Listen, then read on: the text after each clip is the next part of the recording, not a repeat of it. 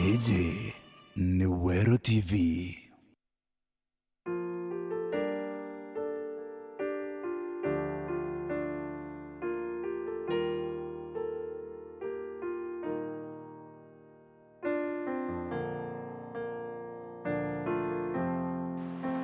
I greet you all, beloved, in the name of the Lord Jesus Christ. It's a great joy and privilege once again to share the word of God with you. I'm Rogoro Minor, pastoring together with my husband, Moranga, Faith Family Chapel. And I believe the Lord would have us share his word, and I know you will be blessed. I know many times we say Jesus is Lord. In fact, in Kenya, and especially in the days past, when we met with each other, the greeting was always praise the Lord. We would use praise the Lord as often as we are giving a testimony, and just became something we say very often, and maybe even without thought of what that means. And today I want us to just reflect on what it means to have Jesus as Lord. And so the message for today is titled, Jesus Christ is Lord. Now, if you look at Luke chapter 2, verse 11, right from his birth, when the angels are announcing to the shepherds of the Lord Jesus Christ's birth, this is what they said of him.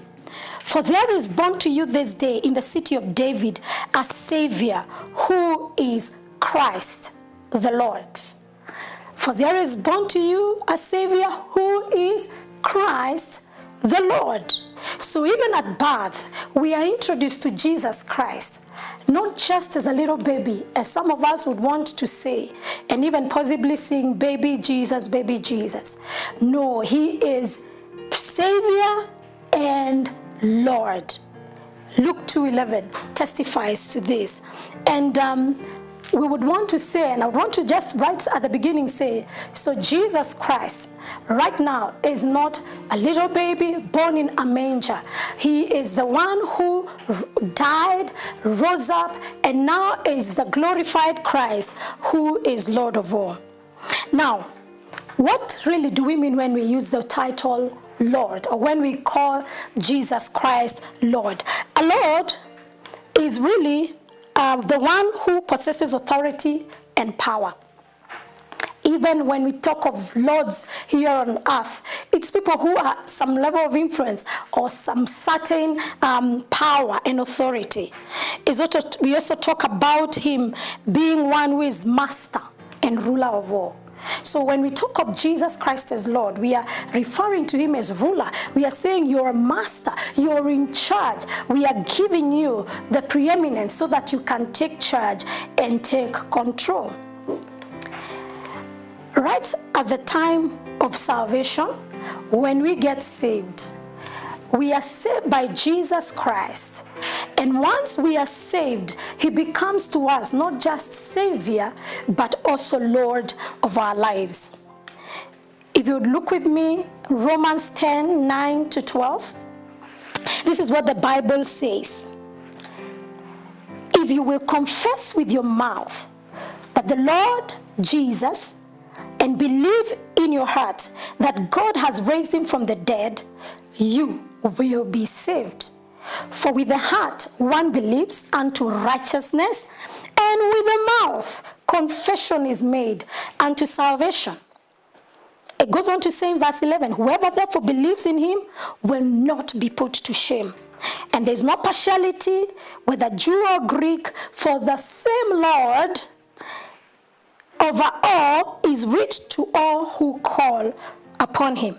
For whoever calls on the name of the Lord shall be saved.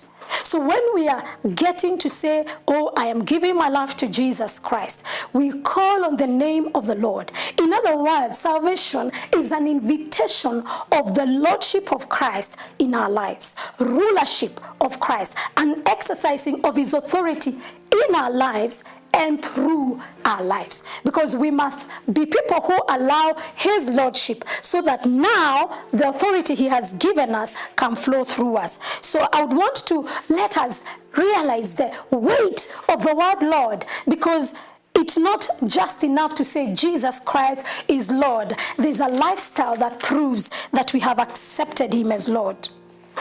Another key scripture we use a lot, talking about the authority of Jesus Christ, is Matthew 28, and it's usually from verse 18 to 20. And this is what we call the Great Commission, the final words according to the book of Matthew that Jesus gave before his ascension. And this is what he said to his disciples: all authority in heaven and on earth has been given to me. Go therefore and preach the gospel. And he talked first of all of authority given to him. And now he says, go therefore. Go therefore. Because all authority in heaven and earth is mine. We are people under authority, given authority to exercise. And what does he say in verse 20? As we go teaching and preaching, we are supposed to teach. Verse 20, the Bible says, teaching them to obey everything I have commanded you. And lo, I'm with you even to the end of age. So there is what he commands us as Lord. Now he asks us as his disciples to go teach others to obey. We preach to them, we have them baptized in the name of the Father and the Son and the Spirit, but we teach them obedience to what is taught of our Lord Jesus Christ. This is kingdom language. We belong to the kingdom where we have a king. We have the Lord over us, and this name is Jesus Christ. Now, what is it that we can do?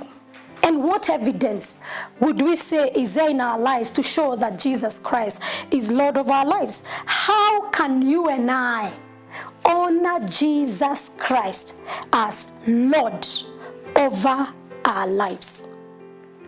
Number one, we must acknowledge his lordship. Tumtambue ya kwamba yeye ni Bwana. Ukitambua ya kwamba mtu akona cheo na akona mamlaka, ukimtambua, that's the place of beginning, so that now the rest will follow. Do you acknowledge Jesus Christ as Lord? Yes, I know. We would even say he is our Savior. He has saved us. But that is simply like an entrance into the kingdom. He is your deliverer, but he is also Lord. Acknowledge him as Lord of all. 1 Corinthians chapter 6. If you were to read verse 19 and 19 and just quote some of it, verse 20 says, you are not your own. Says, you are not your own. You have been bought with a price. Therefore, glorify God with your body. That's acknowledging you don't belong to yourself. So now you acknowledge his lordship over your life. If the items, every item on earth has a manufacturer, and we do not argue with that fact, that when we look at possibly an electric kettle, someone made it. And there's a manual that we need to pursue and to read and to understand how to best use that electric kettle. We don't argue that they are manufacturers of the things on earth. We also shouldn't argue that when we've been bought by our Lord Jesus Christ, not with perishable things like silver and gold, but with his precious blood, therefore we would actually acknowledge we do not own ourselves. We are therefore owned by the one who has paid a price. That's a good place to begin, in acknowledging Jesus Christ as Lord of our lives. You know, that simply means he is God, I'm not. And he is in charge. He knows the end from the beginning. I can entrust my life to his lordship. Secondly, and very, very important, we need to submit to his lordship. Ukimtambua, basi ujisalimishe. Because to submit ni kujiwasilisha. You put yourself under his lordship. You submit, you surrender, you yield to him. Now, James chapter 4 verse 7 says, draw therefore to God, submit yourself to him, resist the devil, and he will flee from you. I don't think it's a mistake that there's that flow. After you have come to God, you've drawn to God, what is the next thing expected of you? Is submission, is yielding. Unajisalimisha chini ya mamlaka yake. And then now, when you resist the devil, who is the enemy of your faith? Who is the enemy, the greatest enemy, even the enemy of all, the arch enemy of God? It becomes a lot more victorious and successful. And the sure way of the enemy fleeing from us is because the enemy recognizes the Lord of our lives, because we have allowed ourselves to be submitted to him. We are not our own. We have to put ourselves under his authority by our lifestyle. And I know we live in times where we are like, hey, freedom, freedom. I'm a free person. I live in a free world. But let me tell you, even if you had all the freedom, one thing you must acknowledge, there's a constant battle for your life. There's darkness and light competing for your attention. There's success and failure competing over your life. And the sooner we each agree that the God who created us is worth to receiving us Savior and Lord, and I have willingly, without pressure from any circles, put myself under his submission, that is when you pave yourself on the way of success. Because you see, God has good plans and intentions for your life. He's not telling you to submit yourself to him so that he lords it over you. No. Masters on earth, the Bible says, lord it over the people. But Jesus Christ doesn't do that way. His lordship is so that he can live his life and help you to live a life that fulfills your divine purpose. Number 3, what can we do so that we prove that we honor Jesus Christ as Savior and Lord of our lives? Number 3, live a life of obedience and reserved and prompt obedience. I read somewhere long ago that delayed obedience is disobedience. If you are a person under authority, you obey that authority, and it is well with you. Your heart should be delighted to please the one who is having authority over your life. This is what Jesus says in 7, and I'm reading verse 21. He says, not everyone who says to me, Lord, Lord, shall enter the kingdom of heaven, but he who does the will of my Father in heaven. Many will say to me on that day, Lord, Lord, have we not prophesied in your name and did mighty works in your name? Then I will declare to them, I do not know you. Depart from me, you workers of iniquity. And then he goes on to give the parable of the builder who built on a rock. He said, the one who hears my word and obeys it is like the man who built his house on the rock. And when the wind and the wave came and the storm came, the one that he had the word of God and obeyed the Lord, he was that firm house that even though there was a storm, it still remained on foundation. And I would want to say obedience to the Lord is foundational for making it in this life.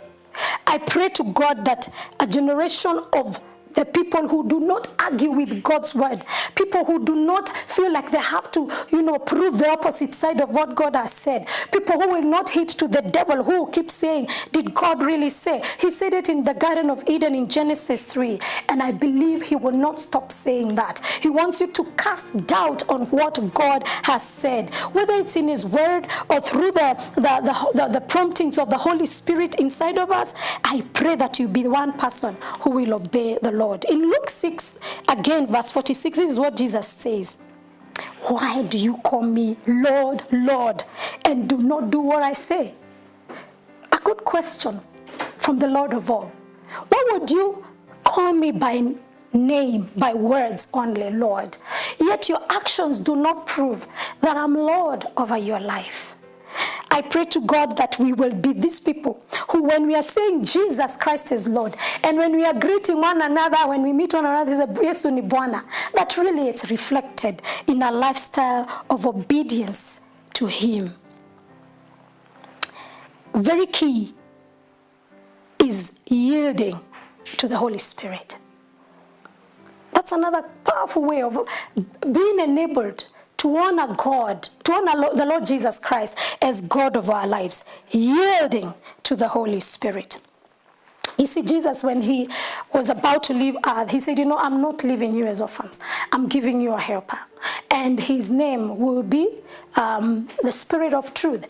Jesus Christ was very, very, very specific in telling us we need help. We need help even to walk a life of obedience. We need help to please the Lord. We need help to yield to him. We need help to acknowledge him as Savior and Lord. The Holy Spirit is our helper. He's our teacher. He's a revealer of all truth.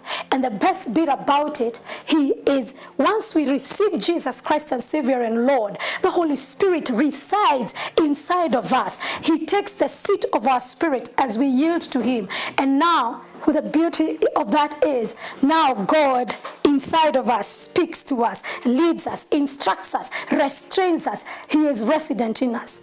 And that's why the Bible says that we are the temples of the Holy Spirit. So Christ in us is by the power of his Spirit inside of us. The Bible says in 2 Corinthians 3:17, now the Lord is the Spirit. And where the Spirit of the Lord is, there is freedom. Other versions say there is liberty. The Spirit of the Lord's presence gives freedom. It's not freedom to do what we want to do. It's freedom to become people of submission. Because if you read the next verse, that is verse 18 of 2 Corinthians 3, you will see, and we are transformed into the image of Christ as we behold him in the mirror of his word, from glory to glory by the power of the Holy Spirit. The Holy Spirit is a change agent that God has given us, so that wherein we were possibly stubborn and bent on our own way, the resident Holy Spirit from within us starts to cause us to be transformed from one glory, one revelation of knowing God and living out our lives from God, to the next and the next and the next. And I want to tell you, a time comes and you realize you no longer question God's word. He said it, I'm glad to do it. He has spoken to me by his Spirit inside of me. I want to do it, because it's a yielding, and as you yield, there is a continuous transformation inside of our lives. Now, another way to show that we truly, truly, truly want the Lord Jesus Christ to be Lord is to serve him.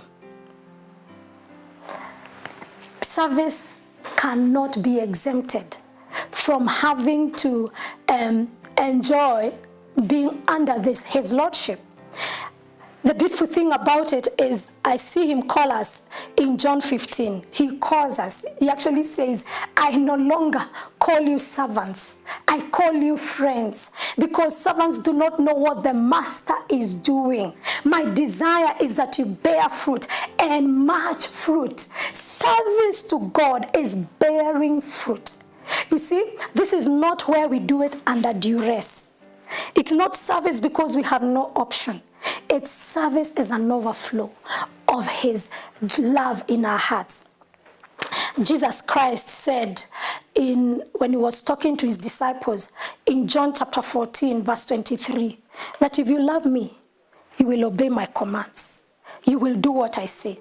Part of what we need to do, and for what he has commanded us, is to serve him, is to bear fruit. Fruit that lasts. What is fruit? The fruit of faith, the fruit of righteousness, the fruit of love, the fruit of having people coming to the Lord Jesus Christ. What fruit have you borne since you received Jesus Christ as Savior and Lord? Someone said that if he's not Lord over all, he is not Lord at all. I know that the Holy Spirit right now, as you listen to this word, is starting inside of you a desire to start living your life with a conscious awareness that Jesus Christ is Lord. He wants to use you as a domain of rulership. He wants to use me and you, not to bring us down, but as he is working through us, he is lifting us up so that we can showcase what it means like to have one whose life is submitted to his lordship. service, I would want us to read a scripture here. I want us to look at 2 Timothy 2 verse 20. But in a great house there are not only vessels of gold and silver, but also of wood and earthenware, some for honorable and noble use, and some for menial and ignoble use. So whoever cleanses himself from what is ignoble and unclean, the one who separates himself from contact with contamination and corrupting influences, will be a vessel set apart and useful for honorable and noble purposes, consecrated and profitable, fit and ready for any good work. Service. This is under service. In God's big house, just as in other big houses, there are many vessels, many different people. The Bible here is telling us some vessels are for noble use and others not for very noble use. Even in your own house, possibly there are some cups that you use on every other day, on daily basis. But the other cups you want to take better care of because you have put value, they are of greater usefulness to you. And then it says, it's a choice we make. If you choose to separate yourself from what corrupts, from what would make you of less use in the hands of God, you will be made a vessel ready for the master's good use. Ready for the master's good use. How is your service to God? Do you do it out of compulsion? Do you do it so that people would see? Do you do it because your friends are doing it? I pray that from today you would serve him with an awareness that it is to Christ we serve. Actually, in the book of Colossians, the Bible says that whatever we do, whether in word or deed, we do it in the name of our Lord Jesus Christ, knowing that it is unto him that we do this service. Service is not belittling. You see, Jesus Christ, who is Lord of all, he came as a servant and he said, I came to serve. He even proved it and told his disciples when he was having the final meal with them, he had them sit down and he cleansed their feet.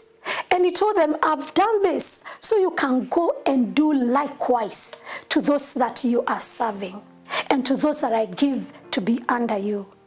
Service is greatness.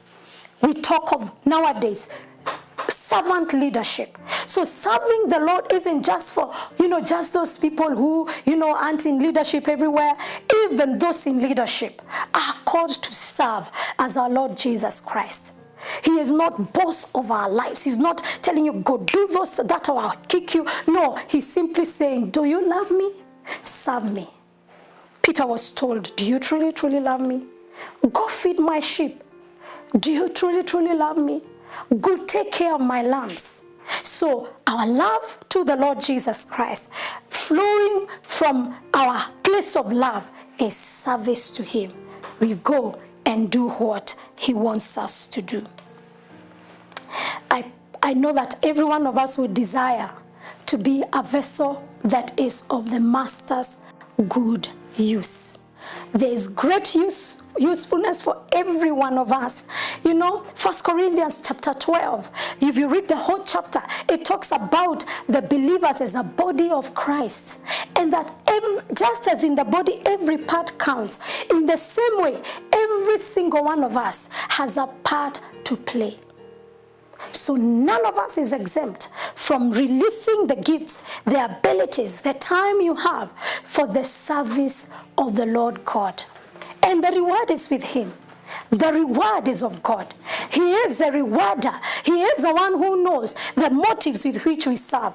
And I can assure you, he comes with a mighty, mighty, mighty reward based on our faithfulness in serving him.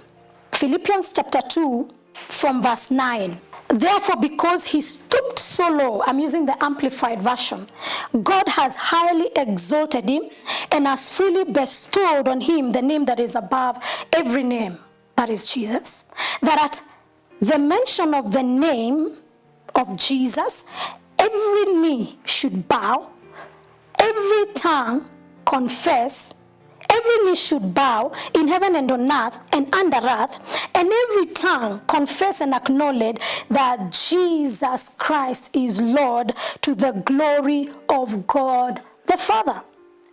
Because of the price and the willingness of Jesus to stoop down to make us great, God has given him a name that is above every other name. And because of that, every knee on earth, in heaven and under earth will bow, and every tongue will confess that Jesus Christ is Lord, to the glory of God the Father. So accepting him to be Lord isn't optional, whether now or then. I'm calling us to voluntarily now. Because in the end, we will all say, yes, Master, we acknowledge you are Lord. Yes, you are Lord. How about saying that now? Before it comes to when it's not optional for every knee to bow and every tongue to confess his Lordship, let us willingly bow our knee and say, yes, Lord, I choose you as Savior, Deliverer, and Lord over my life. Let us take a time to pray. And as we pray, let it be your goal and your desire that from this day henceforth, you are consciously under the Lordship of Christ Jesus. Saved, yes, but allow him to rule and reign over your life. And when you allow him to rule and reign over your life, and you're submitted to his authority, then he will rule and reign through your life, and you will become a change agent because he's seeking that from his own. Let us pray. Awesome Father, in the name of the Lord Jesus Christ, it pleased you to make Jesus Christ Lord of all. Why? He is worthy of it. He paid the entire price for the salvation of mankind.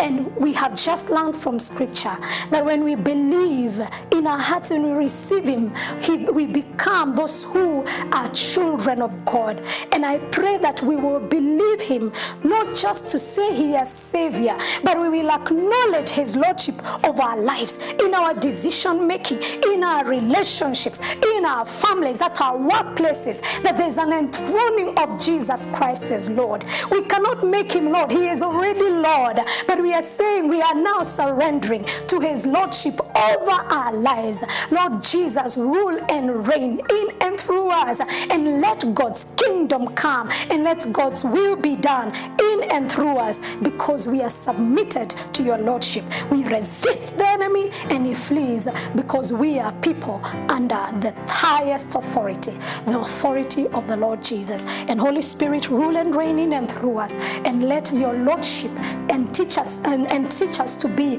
subjected to the authority of God's word and God's will and God's way. In Jesus' name we pray and we believe. Amen and amen. The Lord bless you and keep you. The Lord make his face shine upon you. I pray that you can even make a decision today, if you're not yet born again, to say, yes, Jesus, I want you to come into my life, change my life by reason of your rulership over my life. May that be so true. You could just kneel down where you are, or even lift your voice to God and say, come, change me. Forgive me all my sins. From this day, I make you Savior and Lord. Have a glorious time. Jesus Christ is Lord.